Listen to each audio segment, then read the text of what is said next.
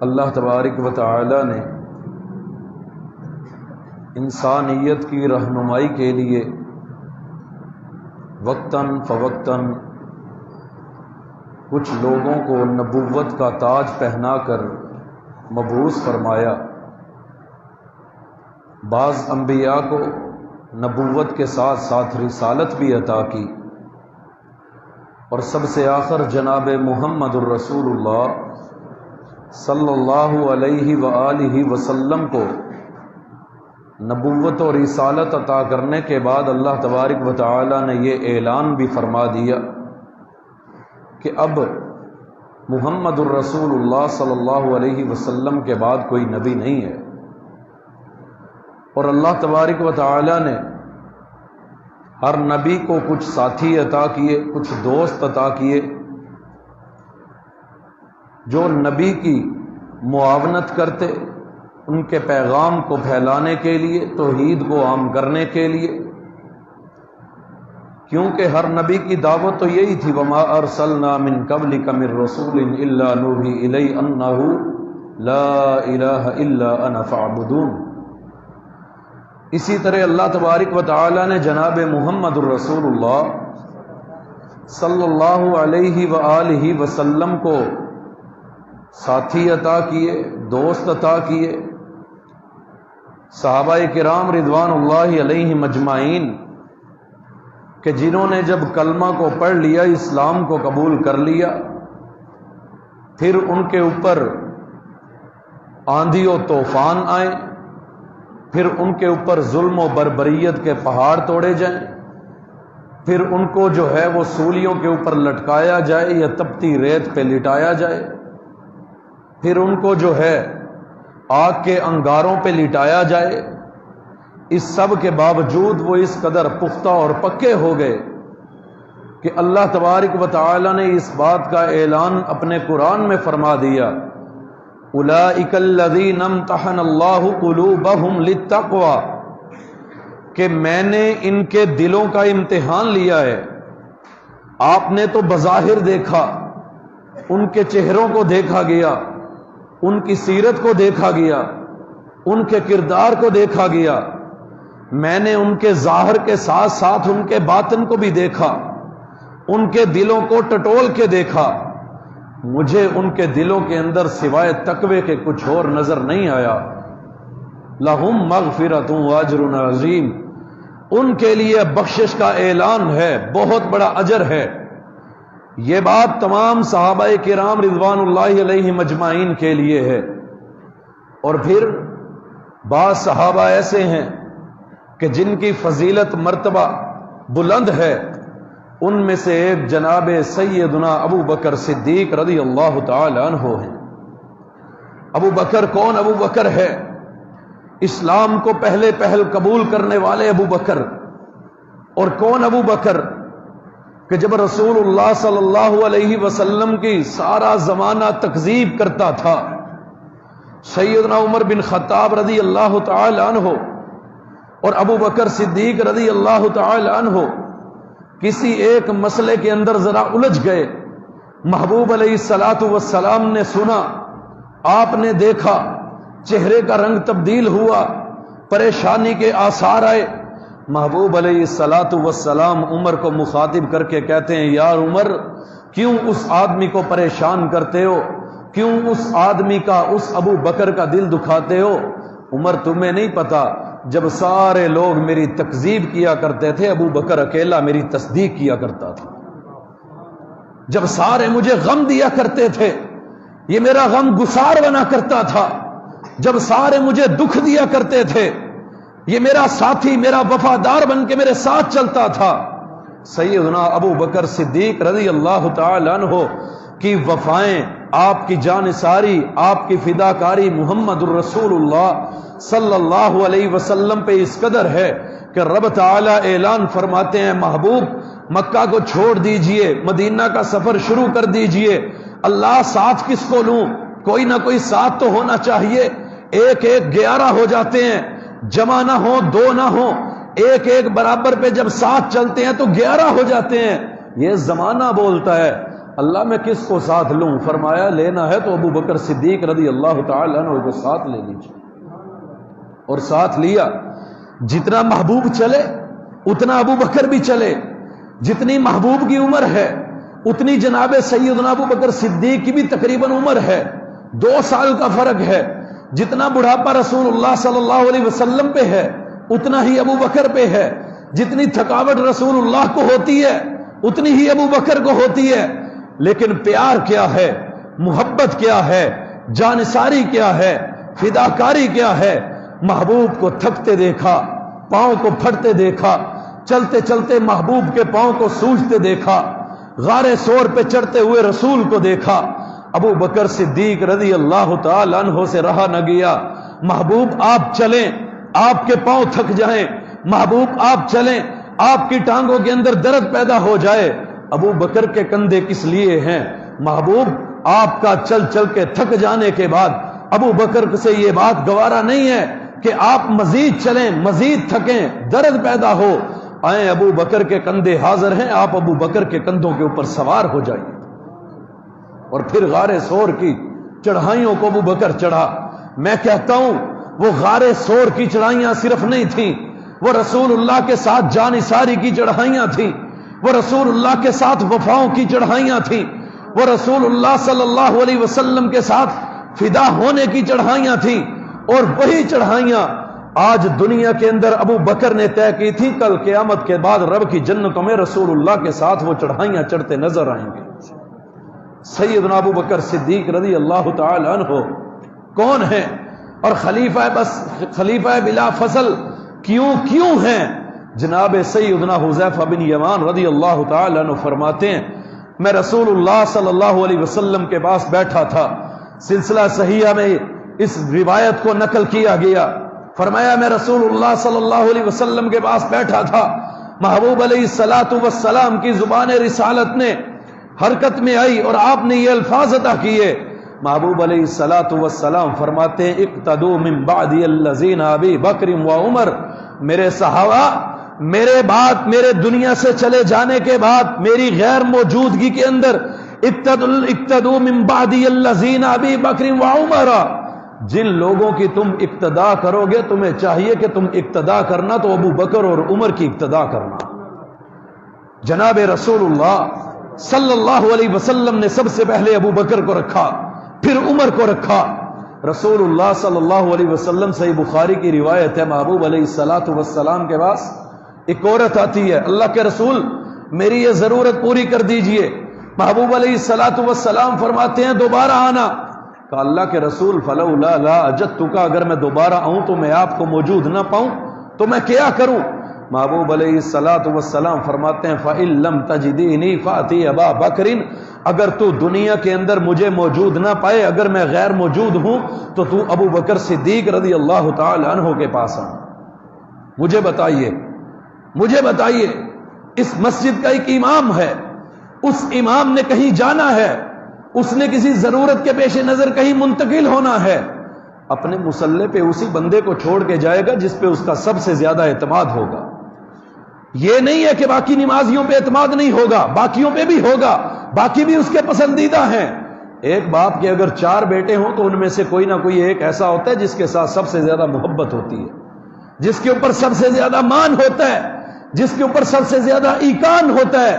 رسول اللہ صلی اللہ علیہ وسلم نے گاہے بگاہے اس طرح کی احکامات فرما کے صحابہ کے سامنے باتیں اس طرح کی بیان کر کے امت کو یہ بتا دیا تھا، صحابہ کو یہ بتا دیا تھا کہ جب میں دنیا کو چھوڑ کے جاؤں گا تو میرے بعد جو میرے مصلے پہ کھڑا ہوگا، میری جو ہے امامت کو سنبھالے گا، امت کے مسائل کو جو ہے وہ حل کرے گا، تو وہ جناب سیدنا ابو بکر صدیق رضی اللہ تعالی عنہ ہوں گے۔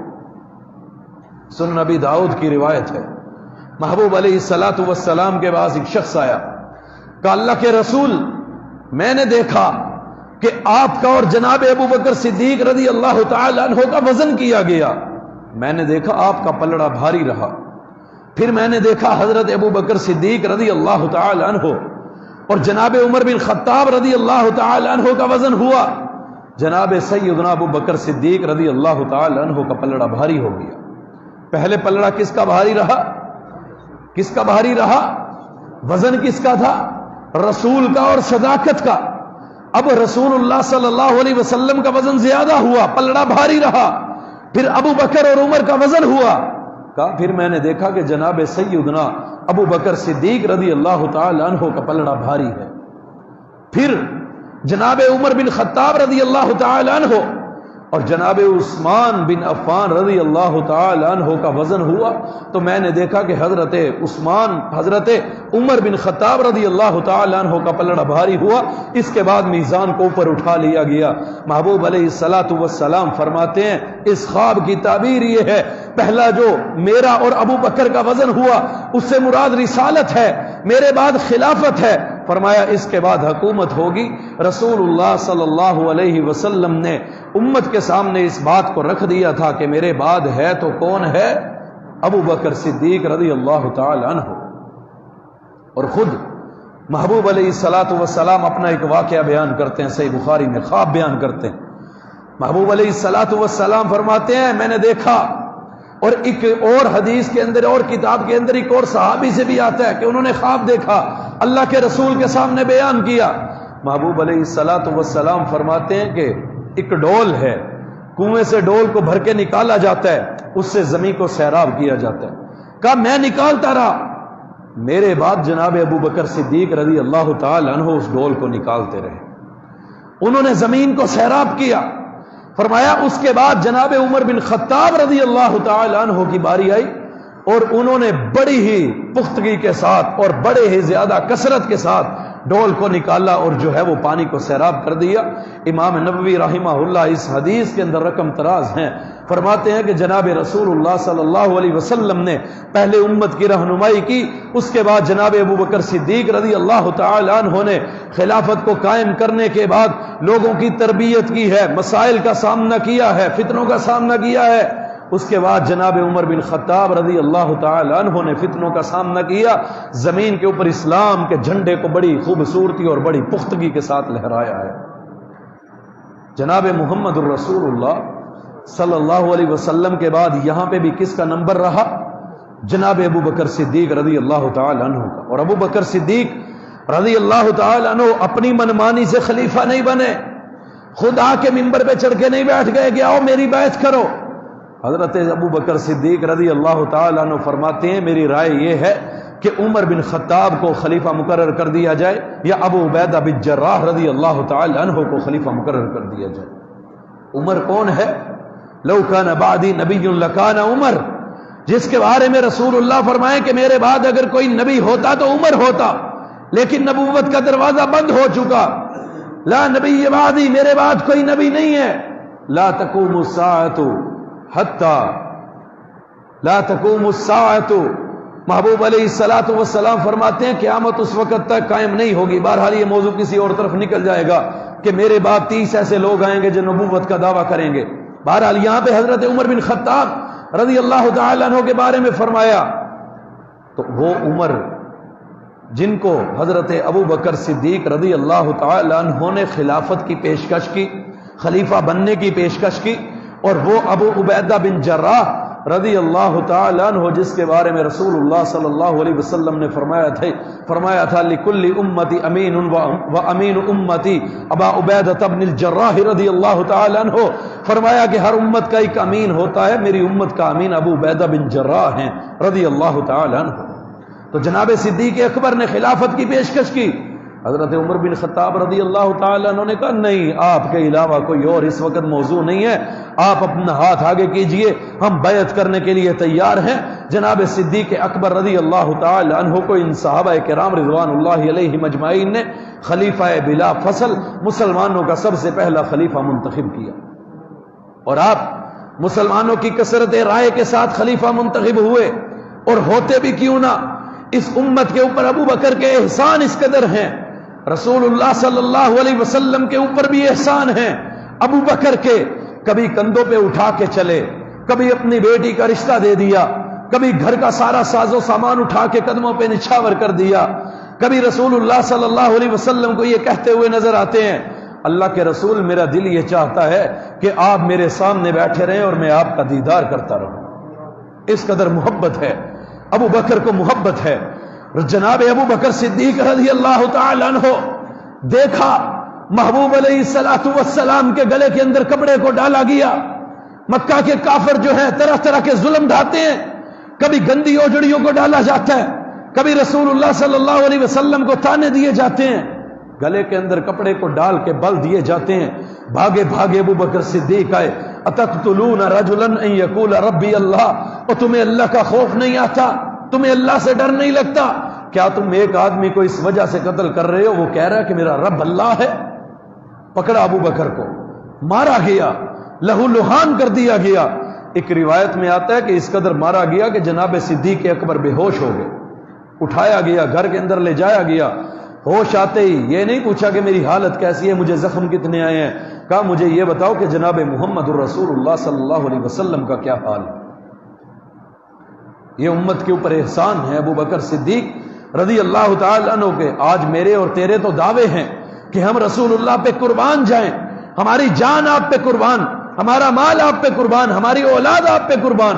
ہم تو زبانی کلامی یہ دعوے کرتے ہیں. ابو بکر نے تو سب کچھ وار کے دکھایا ہے. ابو بکر نے تو سب کچھ رسول اللہ صلی اللہ علیہ وسلم پہ قربان کر کے دکھایا ہے. اور جناب محمد الرسول اللہ صلی اللہ علیہ وسلم نے پھر خود جناب ابو بکر صدیق رضی اللہ تعالی عنہ کو اپنے مصلی امامت پہ اپنی زندگی میں کھڑا کر دیا. جب مصلی امامت پہ کھڑا کر دیا اس سے بڑھ کے کچھ بچا ہی نہیں تھا کہ رسول اللہ صلی اللہ علیہ وسلم یہ اعلان کرتے کہ میرے بعد ابو بکر کی خلافت کو تسلیم کرنا، اس کے ہاتھ کے اوپر بیعت کو کر لینا. پھر حیدری شہید رحمہ اللہ کے الفاظ میں کہ یہ ہمیں کہتے ہیں کہ تم علی سے پہلے اوروں کو خلیفہ مانتے ہو. فرماتے ہیں کوئی ہم خلافت دیتے ہیں؟ کوئی آج کی بات ہے؟ حضور نے خود ہی تو مصلی جناب صدیق کے حوالے کیا تھا. جناب علی المرتضیٰ بھی موجود ہیں، حضور کے چچا عباس بھی موجود ہیں، طلحہ و زبیر بھی موجود ہیں، رسول اللہ صلی اللہ علیہ وسلم کے رشتہ دار عزیز و اقارب عبداللہ ابن عباس بھی موجود ہیں، عبداللہ ابن عمر بھی موجود ہیں، عبداللہ ابن مسعود بھی موجود ہیں. ان سب کی موجودگی میں رسول اللہ صلی اللہ علیہ وسلم نے فرمایا تھا مرو ابا بکرین فلیصلی بالناس، ابو بکر کو کہو کہ میرا مصلی سنبھال لے. اصل بات تو وہ چلی آ رہی تھی، رسول اللہ نے خود مصلی ابو بکر صدیق کے حوالے کیا تھا. نہیں، بکواس تو نے کی ہے کہ حضور نے فیصلہ غلط کیا.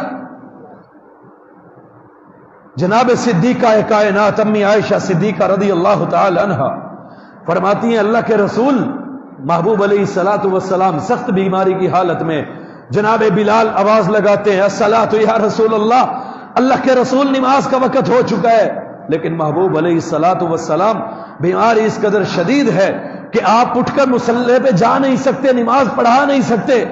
اور فرمایا کہ ایک مرتبہ رسول اللہ صلی اللہ علیہ وسلم نے فضل بن عباس کو بلایا، علی المرتضیٰ کو بلایا رضی اللہ تعالی عنہم. ان کے کندھوں پہ اس طرح ہاتھ رکھے اور آپ علیہ الصلوۃ والسلام مسجد کی طرف جانا شروع ہوئے. امی عائشہ صدیقہ فرماتی ہیں میں نے دیکھا ورجلاہ تجران الارض، رسول اللہ صلی اللہ علیہ وسلم کے یہ پاؤں کے انگوٹھے زمین کو چیرتے ہوئے جا رہے ہیں، زمین کے اوپر لکیریں ڈالتے ہوئے جا رہے ہیں. یعنی رسول اللہ اپنا وزن بھی اٹھانے سے قاصر ہو گئے، اتنی سخت بیماری ہے آپ علیہ الصلوۃ والسلام پہ. اس کے بعد آقا علیہ الصلوۃ والسلام گھر آتے ہیں، دوسری نماز کا وقت ہوتا ہے کہ اللہ کے رسول مسجد میں تشریف لے آئیے، صحابہ نماز کے انتظار میں ہیں. فرمایا مرو ابا بکرن فلیصلی بالناس، ابو بکر کو کہو کہ میرے مصلی پہ کھڑا ہو جائے، مسلمانوں کو جو ہے نماز پڑھائے، امامت کروائے. امی عائشہ صدیقہ رضی اللہ تعالی عنہ فرماتی ہیں محبوب میرے بابا بڑے رقیق القلب ہیں، آپ کی بیماری کا حال دیکھ کر پہلے ہی مسلمان پریشان ہیں، صحابہ پریشان ہیں. اللہ کے رسول میرے بابا اتنی ہمت نہیں کر سکیں گے کہ وہ آپ کے مصلی پہ کھڑے ہو جائیں. محبوب علیہ الصلوۃ والسلام نے فرمایا عائشہ مجھے اس طرح پریشان مت کرو جس طرح جناب یوسف کو عورتوں نے پریشانی میں مبتلا کر دیا تھا. یعنی مجھے آزمائش میں مت ڈالو، پریشانی میں مت ڈالو. محمد الرسول اللہ صلی اللہ علیہ وسلم یہ فیصلہ کر چکے ہیں کہ محمد الرسول اللہ کی غیر موجودگی کے اندر مسلمانوں کی امامت کوئی کروائے گا، مصلی پہ کھڑا ہوگا تو ابو بکر صدیق رضی اللہ تعالی عنہ کھڑے ہوں گے. جناب ابو بکر صدیق رضی اللہ تعالی عنہ خلیفہ بلا فصل ہیں، اور خود ہی نہیں، اپنی ذات میں ہی نہیں، بلکہ شاید اپنی بات تو انہوں نے کبھی کی نہ ہو اپنے منہ سے کہ میں نے یہ احسان کیے، میں نے یہ کچھ کیا. خود محمد الرسول اللہ صلی اللہ علیہ وسلم ان کے احسان امت کو گنواتے رہے. جب ابو جہل بھی آ کے تکذیب کرتا تھا, کہتا ہے دیکھو ایک شخص کہتا ہے میں راتوں رات اٹھا, میں جو ہے بیت المقدس پہنچا, میں جنت اور جہنم کو دیکھ کے آ گیا, بھلا کس طرح ممکن ہے؟ کہا ابو بکر بلدا کوئی اس طرح کا دعویٰ کرے تو قابل قبول ہے. کہا دعویٰ تو قابل قبول نہیں ہے, بات تو سمجھ میں نہیں آتی ہے, لیکن مجھے یہ بتاؤ کہ بات کی کس نے ہے؟ کہا تیرے یار محمد نے کی ہے. کہا اگر محمد نے کی ہے تو بات جھوٹی ہو سکتی نہیں. اس طرح کا ایمان, والذی جاء بالصدق وصدق بہ, وہ آیا تصدیق کرنے کے لیے, اس نے اسلام کی تصدیق کی ہے, اس نے محمد الرسول اللہ کی تصدیق کی ہے, اس نے اسلام کے اوپر احسان کیے ہیں, اس نے رسول اللہ صلی اللہ علیہ وسلم پہ اپنے مال کو نچھاور کیا ہے, پروانے کو چراغ, بلبل کو پھول, بس صدیق کے لیے ہے, خدا کا رسول. بس صدیق نے محمد سے آگے بڑھ کے کسی کو دیکھا نہیں ہے, آگے بڑھ کے کسی کو سوچا نہیں ہے, سب کچھ قربان کر دیا. اللہ کے رسول صلی اللہ علیہ وسلم پوچھتے ہیں بتلائیے ابو بکر گھر کے اندر کیا چھوڑ کے آئے ہیں؟ سارا مال و متاع اٹھا کے لے آئے ہیں. کہ اللہ کے رسول گھر کے اندر جو سوئی تک بھی موجود تھی آپ کے قدموں پہ نچھاور ہے. اللہ کے رسول گھر کے اندر اللہ کی محبت کو چھوڑ کے آیا ہوں, اللہ کے رسول جناب محمد کی محبت کو چھوڑ کے آیا. بیٹی کا رشتہ دیا تھا, اسلام کے کن کن احسان, ابو بکر کے کون کون سے احسان یاد رکھے جائیں. بیٹی کا رشتہ دیا تھا, جناب صدیقہ کائنات جن کے بارے میں رب کا قرآن اترا تھا, جس کی تصدیق رب کے قرآن نے کی تھی, جس کی پاک بازی رب کے قرآن نے بیان کی تھی. ہائے یہ کس طرح کا گھرانہ ہے کہ ان کے اوپر انگلی اٹھے سب سے پہلے رب تعالی بولتے ہیں. صدیق پہ انگلی اٹھے, کہا ایک یہودی کو دیکھا کہہ رہا ہے مسلمانوں کا رب تو فقیر ہے, مسلمانوں کا رب کہہ رہا ہے کہ مجھے جو ہے وہ قرض حسنہ دیا جائے. اللہ تبارک و تعالیٰ فرماتے ہیں اللہ کی راہ میں خرچ کرو, قرض حسنہ دو. کہتا ہے مسلمانوں کا رب تو قرضہ مانگ رہا ہے, قرض حسنہ مانگ رہا ہے, مال مانگ رہا ہے. مسلمانوں کا رب جو ہے وہ تو نعوذ باللہ فقیر ہے. ابو بکر کی غیرت نے گوارا نہ کیا, اس کے منہ کے اوپر تھپڑ مار دیا. پھر رسول اللہ صلی اللہ علیہ وسلم کی خدمت میں کیس آ گیا, مقدمہ آ گیا. اللہ کے رسول صلی اللہ علیہ وسلم کو جناب ابو بکر فرماتے ہیں محبوب اس نے یہ بدتمیزی کی, اس نے یہ بات کی, میرے ایمان نے گوارا نہیں کیا, میں نے تھپڑ مارا ہے. کہا یہودی مکر گیا, اس نے کہا میں نے تو یہ بات ہی نہیں کی. محبوب علیہ الصلوۃ والسلام فرماتے ہیں ابو بکر اب کیا کریں, مسلمان ہیں, اسلام کو قبول کرنے والے ہیں, ایمان پہ چلنے والے ہیں, شریعت کی روح کو دیکھنا ہوگا یا گواہ پیش کرنا ہوگا یا تھپڑ کھانا پڑے گا. اللہ تبارک و تعالی جبرائیل کو بھیجتے ہیں, جبرائیل جلدی چاہیے محبوب پہ قرآن کو اتار دیجئے, محبوب کے قلب اطہر پہ قرآن نازل کر دیجئے. لقد سمع اللہ قول الذین قالوا ان اللہ فقیر ونحن اغنیاء. اللہ کی قسم, قد پہ لام تحقیق کا داخل ہو تو قسم کا معنی دیتا ہے. اللہ کی قسم, اللہ قسم اٹھاتے ہیں, لقد سمع اللہ, اللہ قسم اٹھا کے کہتے ہیں اللہ نے ان کی بات کو سن لیا جنہوں نے یہ کہا کہ اللہ تو فقیر ہے, ہم غنی ہیں, ہم اللہ کو قرضہ دیتے ہیں. ابو بکر نے جھوٹ نہیں بولا, ابو بکر کی پاک بازی, ابو بکر کی صداقت کا قرآن گواہ ہے. اور جب بات صدیقہ کائنات پہ آتی ہے تو تب بھی قرآن بولتا ہے. پھر قرآن کے بولنے کے بعد محمد الرسول اللہ بولتے ہیں, محمد الرسول اللہ بولنے کے بعد صحابہ کرام بولتے ہیں, اور صحابہ کرام بھی کون, خود علی المرتضیٰ بولتے ہیں. صحیح بخاری کے اندر روایت ہے محمد بن حنفیہ سیدنا علی المرتضیٰ رضی اللہ تعالیٰ عنہ کے بیٹے ہیں. کہا میں نے اپنے بابا سے پوچھا کون کہتا ہے, محمد کہتے ہیں, کون ہے, علی المرتضیٰ کے بیٹے ہیں رضی اللہ تعالیٰ عنہ.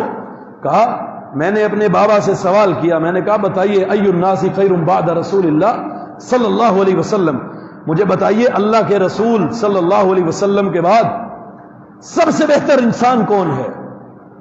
سوال کون کر رہا ہے, کون کر رہا ہے, اس بات کو ذہن نشین کر کے لے جائیے. سوال کون کر رہا ہے, سیدنا علی المرتضیٰ رضی اللہ تعالیٰ عنہ کے بیٹے محمد. کس سے کر رہے ہیں, اپنے باپ علی المرتضیٰ سے. کہا بتلائیے اللہ کے رسول صلی اللہ علیہ وسلم کے بعد سب سے بہترین لوگ کون ہیں.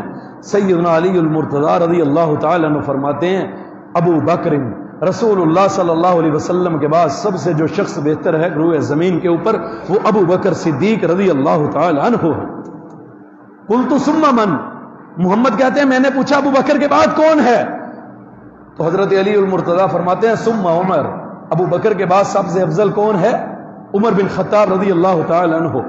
اور اس سے آگے بھی سنیے، محمد کہتے ہیں ثم خشیت ان یقول عثمان، کہتے ہیں مجھے ڈر لگا کہ اگر میں دوبارہ پوچھوں کہ عمر کے بعد کون ہے تو مجھے ڈر پیدا ہوا کہ آپ عثمان کا نام لے دیں گے۔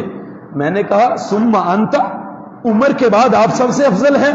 کہا لا انا الا رجل من المسلمین، نہیں بیٹے، میں تو عام مسلمانوں میں سے ایک شخص ہوں۔ سیدنا علی المرتضیٰ رضی اللہ تعالی عنہ، جن کا نام لے کے ابو بکر صدیق رضی اللہ تعالی عنہ کی خلافت پہ تبرہ کیا جاتا ہے، اب مجھے بتاؤ، میرا حق غصب کر لیا جائے، میرا حق میرا بھائی کھا جائے، میرے بھائی کھائے، اس کے بعد اس کی اولاد کھائے، اس کے بعد اس کی اولاد کھائے، اس کے بعد اس کی اولاد کھائے، یا میرا ایک حق غصب کر لیا گیا، اس کے بعد دوسرا شخص کھا رہا ہے، تیسرا کھا رہا ہے، چوتھا کھا رہا ہے، میں ادھیڑ عمر کو پہنچ گیا ہوں، بزرگ ہو گیا ہوں، پھر مجھے وہ حق واپس کوئی لوٹائے، میں اس کو لوں گا؟ بتلائیے، آپ لیں گے؟ کیا کہیں گے؟ یا رب اللہ کی بارگاہ میں چل کے فیصلے ہوں گے، اب تو میں نے ساری زندگی گزار لی۔ اگر جناب علی المرتضیٰ رضی اللہ تعالی عنہ کے خلافت کے حق کو چھینا گیا ہوتا، کبھی ممکن ہی نہیں تھا کہ جناب سیدنا علی المرتضیٰ رضی اللہ تعالی عنہ چوتھی بار خلیفہ منتخب ہو جاتے اور اپنے لیے خلافت کو جو ہے وہ قبول کر لیتے۔ اور پھر یہ بھی کیسے ممکن ہے کہ اگر خلافت کو چھینا گیا تھا تو قاضی القضاء کے عہدے کے اوپر فائز ہو جاتے، مسلمانوں کے فیصلے کرتے رہتے، سیدنا علی المرتضیٰ رضی اللہ تعالیٰ تو علیحدہ ہو جاتے، کسی اور مقام پہ چلے جاتے، ان صحابہ کی بیعت نہ کرتے۔ ثابت یہ ہوا کہ جناب سیدنا علی المرتضیٰ رضی اللہ تعالی عنہ نے بھی جناب ابو بکر کی خلافت کو تسلیم کیا، عمر کی خلافت کو تسلیم کیا، جناب عثمان کی خلافت کو تسلیم کیا، امت کو یہ پیغام دیا خلیفہ بلا فصل ابو بکر صدیق ہیں، ان کے بعد خلیفہ جناب عمر بن خطاب ہیں، ان کے بعد خلیفہ جناب عثمان بن عفان ہیں، اور ہم اس بات پہ یقین رکھتے ہیں، واضح اور کھلے الفاظ میں کہتے ہیں، پختہ ایمان رکھتے ہیں کہ مسلمانوں کے چوتھے خلیفہ راشد جناب سیدنا علی المرتضیٰ رضی اللہ تعالی عنہ ہیں۔ آخری بات، جناب عمر رضی اللہ تعالی عنہ کی شہادت ہو گئی۔ حضرت عمر بن خطاب رضی اللہ تعالی عنہ کی شہادت پہ حضرت عباس رضی اللہ تعالی عنہ، عبداللہ ابن عباس فرماتے ہیں کہ میں نے محسوس کیا میرے کندھے پہ کسی کا ہاتھ ہے، میرے کندھے پہ کسی کا ہاتھ ہے، میں نے مڑ کے دیکھا تو جناب علی المرتضیٰ رضی اللہ تعالی عنہ کھڑے تھے، سامنے عمر رضی اللہ تعالی عنہ کی نعش مبارک پڑی ہوئی ہے۔ حضرت عمر بن خطاب رضی اللہ تعالی عنہ فرماتے ہیں میں نے رسول اللہ صلی اللہ علیہ وسلم سے کئی بار سنا تھا، آپ فرمایا کرتے تھے دخلت انا وابو بکر و عمر خرجت انا وابو بکر و عمر، میں اور ابو بکر عمر، ذهبت انا ابو بکر و عمر، میں ابو بکر عمر آئے، میں ابو بکر عمر گئے، میں ابو بکر عمر داخل ہوئے، میں ابو بکر عمر نکلے۔ کون کہہ رہا ہے؟ جناب علی المرتضیٰ رضی اللہ تعالیٰ عنہ۔ اور کس کا کہہ رہے ہیں؟ کہ میں نے رسول اللہ کو ایسا کہتے ہوئے سنا کہ میں ابو بکر عمر، میں ابو بکر عمر، میں ابو بکر عمر۔ اور حضرت علی المرتضیٰ رضی اللہ تعالی عنہ نے جو 7 الفاظ کہے آب زر سے لکھنے کے قابل ہیں، فرمایا عمر آج آپ اپنے ساتھیوں سے جا ملے، آج آپ اپنے ساتھیوں سے جا ملے، اور علی کو اس بات کے اوپر فخر ہوگا کہ علی دنیا سے جائے اور اس طرح کے اعمال لے کے جائے جس طرح کے اعمال عمر آپ اللہ کی عدالت میں لے کر کے پیش ہو گئے ہیں۔ یہ سیدنا علی المرتضیٰ رضی اللہ تعالی عنہ کا طرز عمل تھا، خلیفہ اول کے بارے میں، خلیفہ دوم کے بارے میں، اور خلیفہ سوم کے بارے میں کیا تھا؟ حضرت علی المرتضیٰ رضی اللہ تعالی عنہ جب باغیوں نے گھیراؤ کیا حضرت عثمان رضی اللہ تعالی عنہ کے گھر کا، اپنے بیٹوں کو بھیجا جاؤ خالو کے دروازے پہ کھڑے ہو جاؤ، خبردار کسی باغی کو حضرت عثمان کے گھر کے اندر داخل نہیں ہونے دینا۔ اور لکھا ہے، تاریخ نے لکھا ہے، کہا کہ حضرت عثمان، خود ان کی کتابوں میں لکھا ہے، حضرت عثمان رضی اللہ تعالی عنہ کو جب شہید کر دیا گیا، چھت پھیلان کے مکان کے عقب سے جب باغی داخل ہو گئے، جب شہادت کی خبر حضرت علی المرتضیٰ رضی اللہ تعالی عنہ کو پہنچی تو حضرت علی المرتضیٰ رضی اللہ تعالی عنہ آئے اور اس قدر غصے ہوئے کہ اپنے بیٹے کے چہرے کے اوپر تھپڑ مار دیا۔ کہا میں نے تمہیں کھڑا کیا تھا کہ حضرت عثمان رضی اللہ تعالی عنہ کے گھر کے اندر کوئی داخل نہ ہو سکے، اس کی سند کے اندر بات کیا ہے وہ الگ بات ہے، لیکن اگر تاریخ کی باتیں کر کے تم صحابہ پہ تان کرو گے پھر ہم تمہیں تاریخ کی وہ باتیں بتلائیں گے جو تمہارے وہم و گمان میں بھی نہ ہوگا۔ ہمارے سامنے تمہاری ساری تاریخ ہے، علی المرتضیٰ کے ساتھ تمہاری وفائیں، پھر موضوع اور طرف نکل جائے گا انشاءاللہ، کبھی وقت ملا تو اس کے اوپر بھی طویل گفتگو ہوگی۔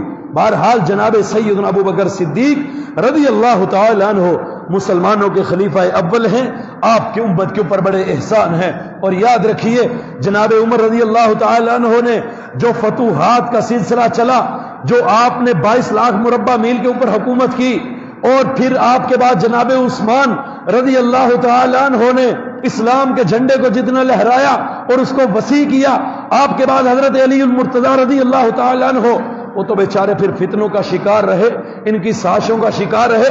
آپ کے بعد حضرت معاویہ رضی اللہ تعالی عنہ نے اسلام کے جھنڈے کو لہرایا، 64 لاکھ مربع میل کے اوپر لہرایا۔ اس سب کے پیچھے محنت کس کی تھی؟ جناب سیدنا ابو بکر صدیق رضی اللہ تعالی عنہ کی۔ آپ مسند خلافت میں بیٹھے، 4 طرح کے فتنے کھڑے ہو گئے۔ بہت سارے لوگوں نے ارتداد کا اعلان کر دیا، غیر مسلم ہونے کا اعلان کر دیا، یہ الگ فتنہ۔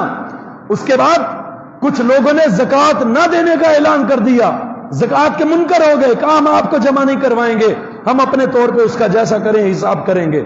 حضرت ابو بکر صدیق رضی اللہ تعالی عنہ نے کہا اگر تم رسول اللہ کے زمانے میں زکوٰۃ کے اندر اونٹ دیتے تھے اور اس اونٹ کے ساتھ رسی بھی ہوتی تھی، اور اگر تم آج مجھے یہ کہو کہ صدیق ہم تجھے اونٹ تو دیں گے وہ رسی نہیں دیں گے، اللہ کی قسم میں اس رسی کے لیے، اس زکوٰۃ کی رسی کے لیے بھی تم سے جہاد کروں گا۔ آج تو وہ سارا جو ہے فرقہ وہ زکوٰۃ سے بھی نکل گیا، اسلام سے تعلق ان کا رہا بھی کہاں ہے۔ جناب صدیق اکبر رضی اللہ تعالی عنہ کہ امت کے اوپر یہ طویل احسانات کی ایک فہرست ہے، اور اس کے بعد رسول اللہ صلی اللہ علیہ وسلم نے واضح احکامات کرتے ہوئے، پیغام دیتے ہوئے، حکم دیتے ہوئے، مصلی ابو بکر کے حوالے کرتے ہوئے یہ بات مسلمانوں کے سامنے واضح کر دی تھی کہ محمد رسول اللہ صلی اللہ علیہ وسلم کے بعد امت کی بھاگ دوڑ اگر کوئی سنبھالنے کی اگر کوئی سنبھالنے کی ہمت رکھتا ہے، طاقت رکھتا ہے، حیثیت رکھتا ہے، اور اگر کوئی قابلیت رکھتا ہے تو وہ جناب سیدنا ابو بکر صدیق رضی اللہ تعالی عنہ ہیں۔ اللہ تبارک و تعالی ہمیں یہ توفیق دے کہ ہم صحابہ کرام رضوان اللہ علیہم اجمعین، خلفائے راشدین، مہدیین، عشرہ مبشرہ، بدر والے، احد والے، خندق والے، تبوک والے، کاسیہ والے، حنین والے، یہ سب کے سب یمامہ والے، اور جو ہے رسول اللہ صلی اللہ علیہ وسلم کا کلمہ پڑھ کے اسلام کی چھت کے نیچے آ جانے والے، ان تمام کی ہمیں بھی ان کے محبت ہمارے دلوں کے اندر اس قدر بھر دے کہ اگر کوئی صحابہ کے خلاف بات کرے تو ہم اس کے منہ کو وہیں پہ نوچ سکیں۔ ایک چھوٹی سی بات آپ کے سامنے رکھتا ہوں۔ چند دن پہلے میں ایک ہاسپٹل کے اندر موجود تھا، 5 لوگ چیئروں کے اوپر بیٹھے ہوئے، میں اپنے ایک مریض کے پاس، ایک دوست وہاں پہ داخل تھے، ان کے پاس بیٹھا ہوا، 5 لوگ کرسیوں کے اوپر بیٹھے ہوئے، بات چل رہی ہے کیا؟ یزید کے اوپر بات شروع ہوئی، یزید سے چلتے چلتے آئے جناب امیر معاویہ رضی اللہ تعالیٰ عنہ پہ۔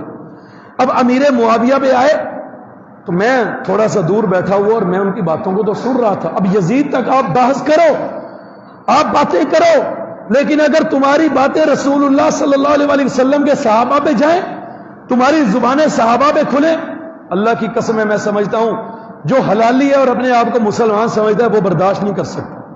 پہلے کہا یار بیٹھا رہوں، وہ 5 لوگ ہیں، میں اکیلا، ہاسپٹل ہے، سارا عملہ ان کا ہے، کہیں میرے گلے نہ پڑ جائیں، اور لیکن پھر سوچا یار یہ زندگیاں کس کام کی ہیں، یہ دعوے کس کام کے ہیں۔ میں اٹھا ان کے پاس چلا گیا، میں نے کہا مجھے بیٹھنے کی اجازت ہے؟ کہا جی بیٹھیے، اور میں ٹراؤزر شرٹ میں تھا، میں نے کپڑے نہیں پہنے ہوئے تھے، سر پہ ٹوپی بھی نہیں تھی، میں جا کے بیٹھ گیا، بات ہو رہی ہے۔ میں نے کہا اعتراض کیا ہے؟ کہا امیر معاویہ رضی اللہ تعالی عنہ نے علی سے خلافت چھین لی۔ میں نے کہا علی سے خلافت چھینی ہے حضرت حسن رضی اللہ تعالی عنہ سے، آپ یہ کہتے ہیں کہ علی کے بعد حق تھا حسن کا، حسن سے چھین لی۔ مجھے بتائیے کہ حسن نے کیسے دے دی، حسن نے بیعت کیسے کر لی؟ میں نے کہا تمہاری کتاب کا ایک حوالہ تمہارے سامنے رکھتا ہوں، حضرت حسن رضی اللہ تعالی عنہ سے پوچھا گیا تھا تمہاری کتاب میں لکھا ہے کہ بتلائیے آپ نے امیر معاویہ کی بیعت کیوں کر لی؟ حضرت حسن رضی اللہ تعالی عنہ نے فرمایا تھا واللہ ان معاویہ خیر لی من ہؤلاء الذین یقولون انہم لی شیعہ. شیخ کیا ترجمہ؟ اللہ کی قسم معاویہ میرے لیے ان لوگوں سے 1000 درجہ بہتر ہیں جو یہ کہتے ہیں حسن ہم تیرے ساتھی ہیں، ہم تیرے شیعہ ہیں. اور یہ وہی ساتھی تھے جنہوں نے باپ کو کوفہ میں بلا کے شہید کیا، پھر حسن کو زہر دیا شہید کیا، پھر حضرت حسین رضی اللہ تعالیٰ عنہ کو بلایا، کہنے لگے اچھا آپ امیر معاویہ کی بیعت کرتے ہیں، آپ امیر معاویہ کی بات کرتے ہیں. امیر معاویہ سے پہلے اس کے باپ ابو سفیان نے اسلام کے خلاف کتنی جنگیں لڑی ہیں. میں نے کہا تم نے دین کو زیادہ سمجھا ہے یا صحابہ نے سمجھا تھا؟ تم زیادہ دین کے ٹھیکیدار ہو یا رسول اللہ صلی اللہ علیہ وسلم پہ شریعت نازل ہوئی تھی، آپ نے احکام صادر کیے تھے. رسول اللہ صلی اللہ علیہ وسلم نے فرمایا تھا ان الاسلام یہدم ما کان قبلہ، جو اسلام کے جھنڈے کے نیچے آ گیا اس نے اس سے پہلے جو کچھ بھی کیا اللہ نے معاف کر دیا. اور ابو سفیان تو وہ تھا کہ جس نے ابو سفیان رضی اللہ تعالی عنہ کہ جنہوں نے ابھی اسلام قبول نہیں کیا تھا، رسول اللہ صلی اللہ علیہ وسلم نے ابو سفیان رضی اللہ تعالی عنہ کو یہ اعزاز دیا کہ جو ابو سفیان کے گھر کے اندر پناہ لے لے اس کو امان ہے. تم ابو سفیان پہ کیا باتیں کرتے ہو؟ ایک اٹھا، دوسرا اٹھا، تیسرا اٹھا، چوتھا اٹھا، بھاگ گیا. 5واں رہ گیا علمی کتابی. شام تک اس کے ساتھ بحث ہوئی، اللہ کے فضل سے مان کے اٹھا کہ رسول اللہ صلی اللہ علیہ وسلم کے سارے صحابہ ابو بکر سے لے کے امیر معاویہ تک ہم کسی ایک کے اوپر بھی اپنی منفی رائے کو قائم نہیں کر سکتے. ہماری زندگیوں پہ لعنت ہے اگر ہم رسول اللہ کے صحابہ کا دفاع نہ کر سکیں. یہ زندگیاں کیا کرنی ہیں؟ اس لیے اپنے دلوں کو مضبوط کیجئے، اپنے اندر ایمان کی غیرت پیدا کیجئے، صحابہ کی محبت پیدا کیجئے. یہ صحابہ کے احسان ہے کہ آج اور تو اور میں مسلمان ہیں. یہ صحابہ کے احسان ہے کہ آج حلال کھاتے ہیں. یہ صحابہ کے احسان ہے کہ مر کے جو ہے 2 گز زمین لے کے دفن ہوتے ہیں، ورنہ آج ہم بھی جر رہے ہوتے، آج ہم بھی پانیوں کی جو ہے وہ بہا دیے جاتے، راکھ ہماری جلا کے بہا دی گئی ہوتی. یہ صحابہ کا احسان ہے. یہ قرآن ہم تک پہنچا ہے، نماز پہنچی ہے، روزہ پہنچا ہے، حج اور حج کے فرائض پہنچے ہیں، زکوٰۃ کے احکامات پہنچے ہیں. اللہ تبارک و تعالی اصحاب محمد کی قبروں کے اوپر اپنے رحمتوں کا نزول فرمائے، اور اللہ کریم ہمیں زندگی جینے کی توفیق دے تو اس طرح دے کہ صحابہ کے غلام بن کے جئیں، اور اللہ ہمیں موت دے تو اس طرح دے کہ ہمارے سینوں کو صحابہ کی محبت کی وجہ سے چھلنی کر دیا جائے. اللہ ہمیں موت دے تو اس طرح کی دے کہ صحابہ کی بات کرنے سے، صحابہ کا دفاع کرنے سے ہمارے سینوں کو گولیوں اور خنجروں سے چھلنی کر دیا جائے. اس سے بڑھ کر کے موت کیا ہوگی؟ اس سے بڑھ کر کے اعزاز کیا ہوگا؟ لے شوق سے نام صحابہ کا، کر چرچا عام صحابہ کا. گر طلب ہے تجھ کو جنت کی تو پلہ تھام صحابہ کا. وآخر دعوانا الحمدللہ رب العالمین.